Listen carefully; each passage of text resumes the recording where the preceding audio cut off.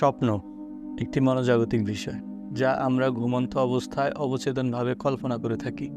স্বপ্ন নিয়ে নানা রকম ব্যাখ্যা রয়েছে আমাদের ইসলাম ধর্মে, কিন্তু প্রাচীন সভ্যতার লোকেরা বা পণ্ডিতগণ কী ভাবত স্বপ্ন নিয়ে, এ পর্বে আমরা তা জানার চেষ্টা করব। হিপোক্রেটস স্বপ্ন নিয়ে একটি সহজ তত্ত্ব দিয়েছিলেন। দিনের বেলা মানুষের আত্মা স্বপ্ন সংক্রান্ত চিত্র গ্রহণ করে এবং রাতের বেলা পূর্ণাঙ্গ একটি ছবিতে রূপদান করে। গ্রিক দার্শনিক অ্যারিস্টটল বিশ্বাস করতেন যে স্বপ্ন হলো শারীরিক কার্যকলাপ। তিনি মনে করতেন স্বপ্ন রোগের বিশ্লেষণ এবং কোন ধরনের রোগ হতে পারে তার জন্য ভবিষ্যৎবাণী করতে পারে।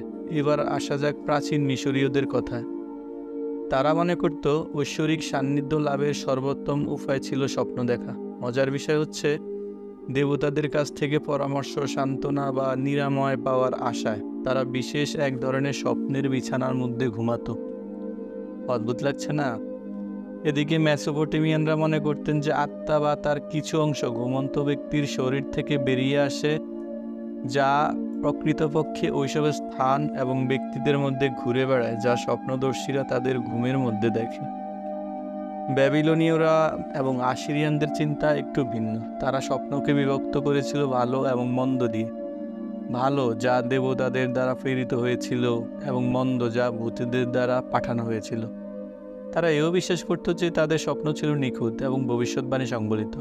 চলুন জেনে আসি গ্রিকদের সম্পর্কে। স্বপ্নের ব্যাপারে গ্রিকদের প্রাথমিক ধারণা ছিল যে তাদের দেবতারা স্বপ্নদর্শীদের কাছে সশরীরে দেখা দিতেন, যেখানে তারা কি হোলের মধ্য দিয়ে প্রবেশ করত। ঐশ্বরিক বার্তা দেওয়ার পর একইভাবে তারা প্রস্থান করতেন।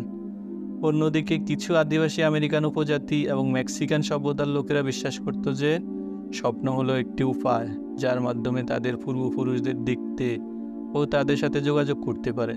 কয়েকটি আদি আমেরিকান উপজাতি স্বপ্নের মাধ্যমে উপদেশ গ্রহণ না করা পর্যন্ত উপবাস ও প্রার্থনা করে।